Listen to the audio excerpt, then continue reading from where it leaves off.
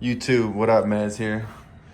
So we're back. Obviously, I think from that video you heard my clutch is slipping a little bit, so I'm gonna go take it over to Superbikes and have them check it out. Most likely get some new clutches, and while they're at it, I'm gonna get some heavy duty springs from Brock's and put those on the clutch just so it could have some extra tension, and there's less clutch slippage at the top end. But yeah, so let's get the bike loaded up.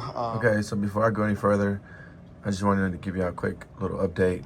So this video is just gonna be basically me going over to Superbikes, some B-roll. Shout out to Alex over at Superbikes for fixing my clutch, and then we're gonna talk over about what's the best bike to start on. So, and this is the last time I used this mic. I was using the Rode mic, and it's kind of too sensitive.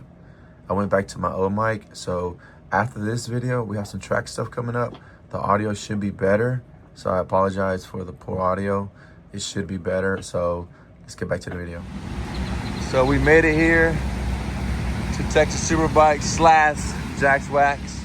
We're gonna get her offloaded. I had to check in with the boys. Alex is not here. He's down there in Austin. He's opening up an Austin location here in the next month. We'll be down there in May, at the end of May, but it is May already. But so he's down there in Austin. So I'm gonna drop the bike off, have the guys take care of it.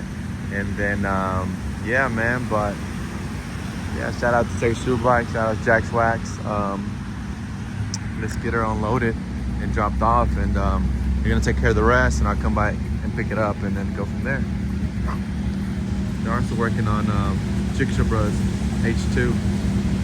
I don't know if that's out. I don't know if I'm putting it out before him, but he got an H2.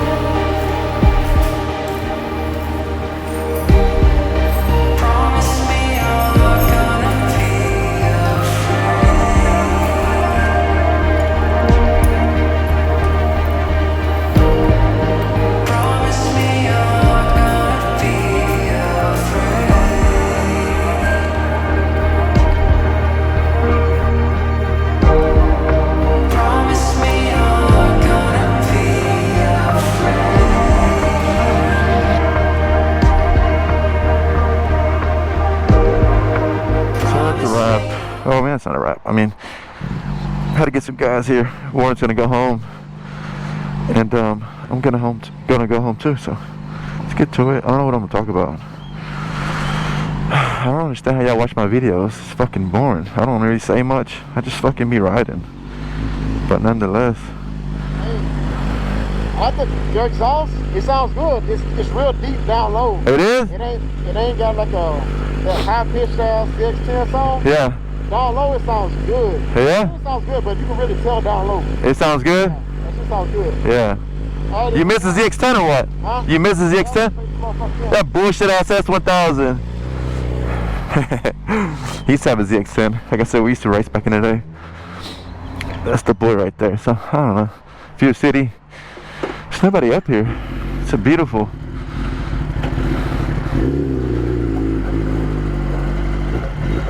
I mean, the sun's not out, but it's a nice day. As far as like being able to ride. The sun's not out, so it's not too hot, and it's not cold, so it's a little humid, I guess, but that's it. Got this one on.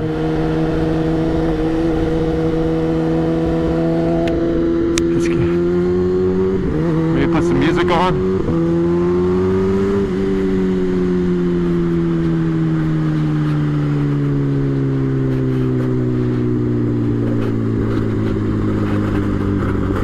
Oh my God, those bumps. You know what we can talk about? We could talk about what's a good starter bike and when you should move up. You know, a lot of the riding community nowadays is always trying to give advice on Instagram and stuff. And I mean, I don't think there's nothing wrong with that, right? But I think sometimes people, which I guess that's how life is, right? They take their experiences, right? And they take their experiences that's concrete evidence, and that's the only way that it works. And they want to push that upon everybody, right? I might fall into that category as well a little bit, but also you gotta like take a step back and look at it as the whole thing, and analyze the whole thing from a higher perspective or a higher POV. And only because something happened to you doesn't mean that's gonna happen to the next person. Only because it took you 3 years to feel comfortable riding 1,000, it's not gonna take someone 3 years. Only because it took someone 2 months to ride a 1,000 safely on the street doesn't mean that you can take 2 months. So it varies person to person, right? And I would say the best way to start on a bike is probably starting with like a 400, riding that, getting comfortable with that, and then getting a 600, riding that for a little while, and then when you get comfortable with that, understand how to ride, then you get a 1,000, right? Okay. The only thing I want to add with this is, like I said, I believe in that concept right there. 400, 600, 1,000, right? How long or the time in between, it varies, right? But what I wanted to add on is you need to do a track day. Even when you first get your 400, do a track day. The faster you get on the track, the better off you're going to be, because you're going to be able to develop some of those skills. And the sooner you get on the track, the less time you have to create bad habits. You go to the track, learn how to ride the proper way, create good habits from the jump, and you start with a good foundation, and you're better off. You're going to be off and running better than most riders. So get to the track. That's one of the key points I want to add here. So yeah, back to the video. Now, the time frame. How long? There's no bulletproof blueprint on, oh, we'll ride a 400 for 3 months and then ride a 600 for 2 years and then you're good to go. No, everybody's totally different. There's some people that should never be on 1,000, right? There's some people that can ride a 400, and if they're around the right people and learn the basics, they could ride a 600 safely and be fine. And then eventually up to 1,000, it could be all within 6 months. So it varies it varies person to person, right? There's no blueprint for everybody to follow, and it's gonna work successfully for everybody. There's no such thing. I think it comes down to the person and understanding. And once you learn how to ride it for 100, I mean, technically, the mechanics and stuff like that are no different than a 1,000. You got a throttle, you got a clutch, you got a shifter, you got a front brake, you got a rear brake, and you balance yourself. You counter steer, you get over on the bike, it's the same shit. The only difference is you have way more power. So, if you can ride it for 100, if you can ride a dirt bike, you can ride one of these. Now, you will have the knowledge and the wisdom and the discipline to be able to control it. If you know what I'm saying? That's what it comes down to. And I think that varies, because most people that are young are adrenaline junkies, and they do want to go fast. So that's why I say it's probably best for you to start with something small. So when you do go fast, instead of going 160 in 8 seconds, you're only going like 100. So if you fuck up, you're fucking up at 100 miles per hour and not 160, right? So that's where the taking your time on the smaller bikes comes to play, and it really helps the rider because those mistakes you make on a 400 could be very simply like fixed or adjusted to while they're happening, and you'll be fine and you save yourself. Versus like if you make those same mistakes on a 1000 or 600, you might not be able to overcome that and you might wreck out. So that's what it comes down to, in my opinion. And it's still really right quick. It's kind of windy, but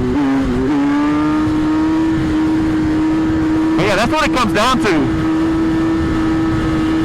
And look, I know how to do like power chasers and shit, but I'm not a professional at this. So I'm winging it, but I'm decent. But anyway, let's get back to the video. So I guess that's my 2 cents when it comes to these people trying to give advice to others. It's like, oh, well, you need to have at least a year. You need to have at least 2 years. No, there's literally people that even after 5 years of riding, they're still not capable of handling a 1000. There's people that have been riding for 6 months that are way more capable than that same rider that's been riding for 5 years. So dude, it depends on the person. My advice to you is, go do a track day with Ride Smart.